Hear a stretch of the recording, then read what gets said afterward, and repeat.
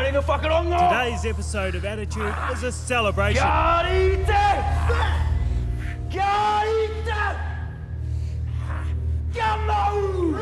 Welcome to the 3rd annual Attitude Awards. 6 awards will acknowledge the achievements of people who live with a disability.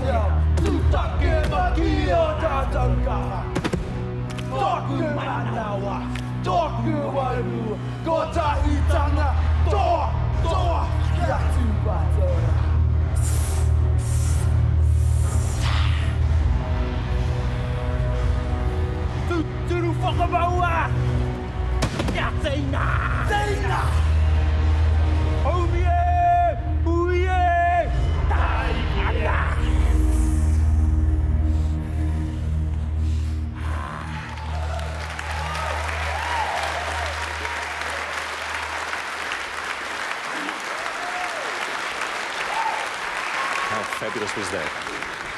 Tēnā koutou, tēnā koutou, tēnā koutou katoa. Good evening and welcome to the 3rd Annual Attitude Awards, and I'd like to extend firstly a very warm welcome to Your Excellencies, Their Right Honourable Sir Anand Sachinand and Susan, Lady Sachinand, and His Worship the Mayor of Auckland, Mr Len Brown, the Super City Mayor, welcome. It is an honour, a privilege and a pleasure for me to be back again as we celebrate the achievements, the contributions, the spirit of some remarkable New Zealanders who just happen to be living with a disability. Tonight we meet 3 finalists for each of 6 awards. We meet the 2nd inductee into the Attitude Hall of Fame, and of course at the end of the evening we find out who wins the biggie, the Attitude ACC Supreme Award. And we have a wonderful show lined up for you this evening. Before we get to the first award though, I have to say there's an old saying in show business that you should never work with animals or kids. Tonight, I have both. It's an enormous pleasure, though, to have young Jayden Movold with me tonight. He's been part of the Attitude family over the past 6 years. Come on up, Jayden.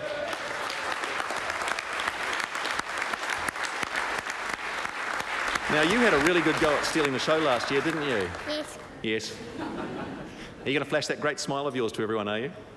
Yes. He's been winding me up earlier, saying all I'm going to say is yes, just to annoy you. Is that true?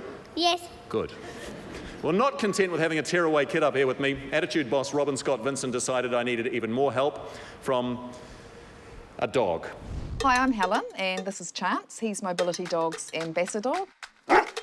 Tonight, Chance has an important job to do, and he's well prepared for it. He's a trained specialist in helping people living with disabilities with everyday tasks, like picking up wallets and credit cards. He likes taking calls, pulling off socks, gloves, and undoing zips. Just some of the many tasks Chance will happily help with.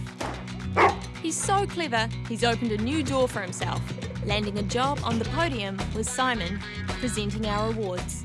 It's one he's taking very seriously.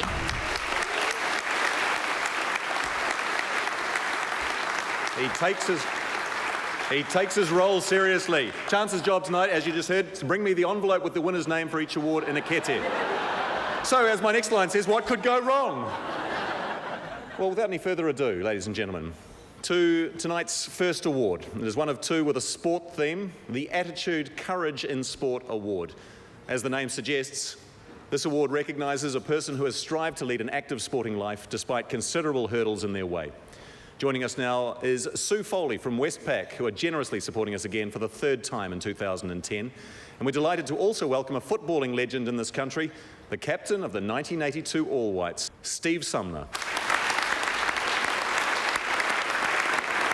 For me, It's an absolute privilege to be here tonight representing Westpac at the Attitude Awards. As to me, attitude is absolutely critical for all of us to achieve any dreams we may have.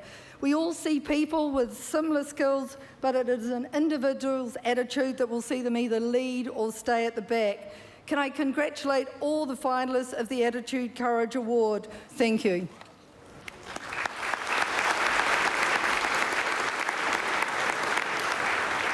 And it's a pleasure and a privilege for me to be here this evening as well, and thank you, Robin, for the invite. And something I think that we all need in our own walks of life, whether it be work or on the sports field, is courage. And I've seen plenty of it here this evening already, out in the greater audience and here on the stage. The finalists in the Attitude, Courage in Sport Award are... Jess Hamill's skill in shot put earned her a silver medal at the Commonwealth Games in Delhi. It was just, incredible, and it was really satisfying. But it was her courage that got her there in the first place.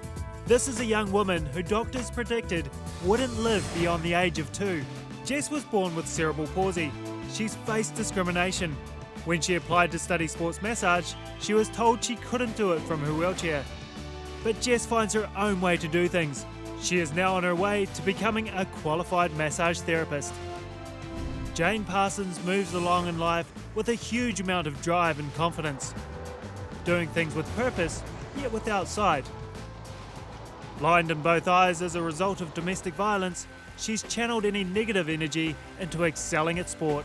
I lost my sight in my right eye as a result of a beating, and I was also pregnant, and I lost one of my babies as a result of that as well. I wasn't going to give up. I either could keep going or I died, and I wasn't going to do that. So I got on with it.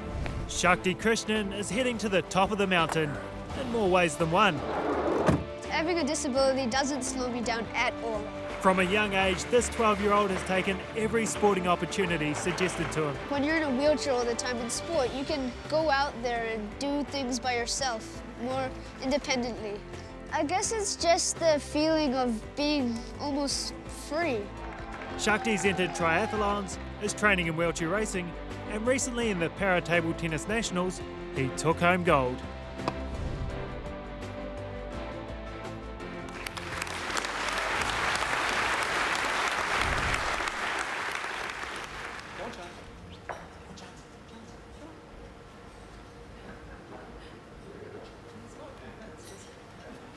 And the winner is Jane Parsons.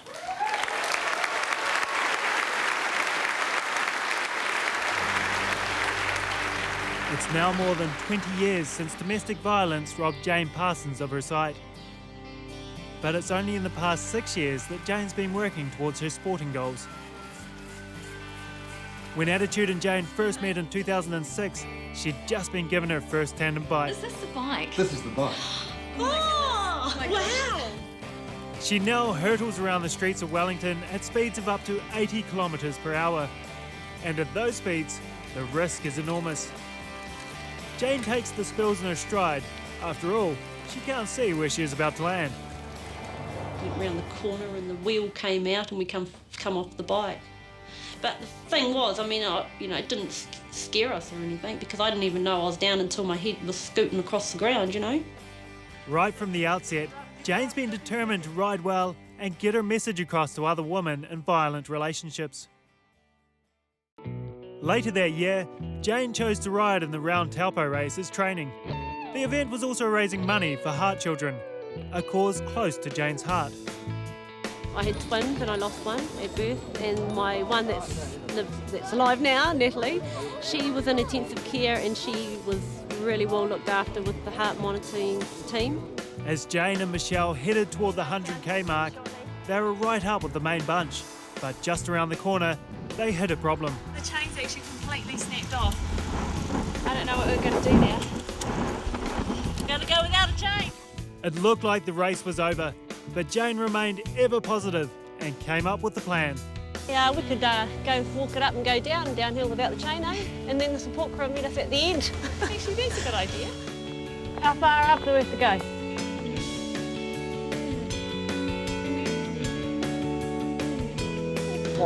Now we can finish. Thank you. Saviour. Jane's blind and she's riding for trying to get the Beijing Paralympics as part of a... Trying, I am getting there. You're getting there. I'm getting there. I'm not trying. Right. God, trying? Get on that bike. I'm absolutely honoured to get this tonight, and I'd like to thank the sponsors and Attitude and of course the Paralympics for being behind me in all my efforts, and yeah, I'm absolutely humbled to accept this, and thank you very much, and on goes my track training now, and move on and get on with it. Thank you.